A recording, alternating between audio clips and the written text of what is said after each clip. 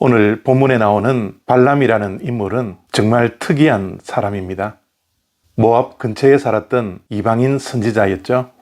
그런데 때때로 그에게 하나님의 말씀이 임합니다. 그렇지만 하나님의 말씀을 따르지 않고 자기의 욕심 따라 행하는 인물이었습니다. 그래서 신약에서는 거짓 선지자로 말을 하고 있죠. 오늘 본문 말씀에는 그런 거짓 선지자였던 발람이 나귀에게도 책망을 받는 나귀보다 못한 사람으로 등장을 합니다. 민수기 22장 27절과 28절 말씀입니다. 나귀가 여호와의 사자를 보고 발람 밑에 엎드리니 발람이 노하여 자기 지팡이로 나귀를 때리는지라. 여호와께서 나귀 입을 여시니 발람에게 이르되 내가 당신에게 무엇을 하였기에 나를 이같이 3번을 때리느냐. 아멘. 오늘 본문 말씀은 참 재밌죠? 나귀가 입을 열어 발람과 대화를 하는 모습입니다. 발람은 모압 왕 발락으로부터 이스라엘을 저주하라고 요청을 받습니다. 그러나 처음에는 이스라엘을 저주하지 않고 오히려 축복을 하게 됩니다. 그러나 모압 왕 발락이 만만치 않았습니다. 금은 보화를 주어서 결국에는 발람이 이스라엘을 저주하도록 유혹을 많이 하죠. 그래서 끝내 발람은 하나님의 뜻을 버리고 하나님의 말씀을 따르지 않고 자신의 욕심 따라 모압 왕 발락에게 가게 됩니다. 그때 타고 있던 나귀가 하나님의 사자들인 천사들이 칼을 들고 그 길을 막아선 것을 보게 됩니다. 그래서 나귀가 발람이 원하는 방향으로 가지 않으려고 했던 것이죠. 그래서 발람이 자기가 계획했던 대로 가는 것을 나귀가 거부하자 3번씩이나 지팡이로 나귀를 때렸습니다.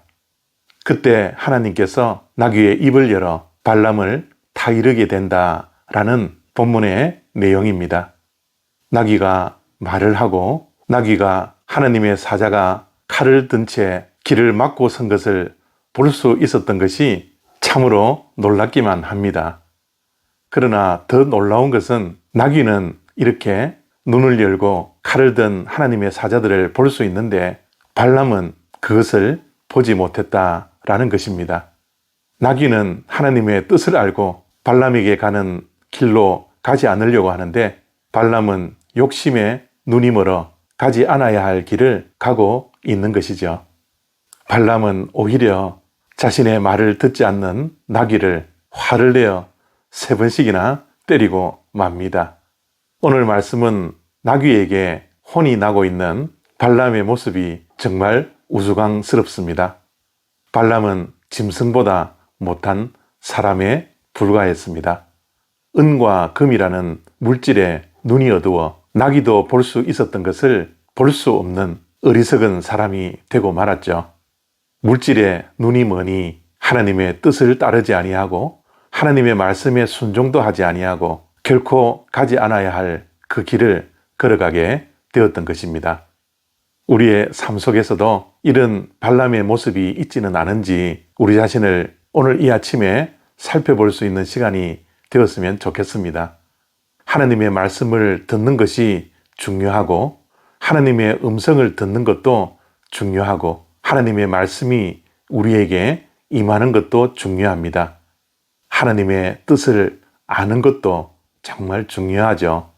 그러나 하나님의 말씀대로 하나님의 뜻대로 순종하지 않고 하나님의 뜻과는 다른 방향으로 걸어간다면 우리가 들었던 하나님의 음성도 우리에게 임했던 하나님의 말씀도 다 소용없게 되는 것입니다. 오늘 말씀을 통하여서 하나님의 말씀을 따르지 아니하고 가지 않아야 할 길을 걸어가며 하나님의 말씀보다 자기의 욕심을 따라 살았던 발람의 어리석은 모습을 보며 우리 또한 그러한 길로 걸어가지 않는 주님의 백성들 다 되시기를 바랍니다. 감사합니다.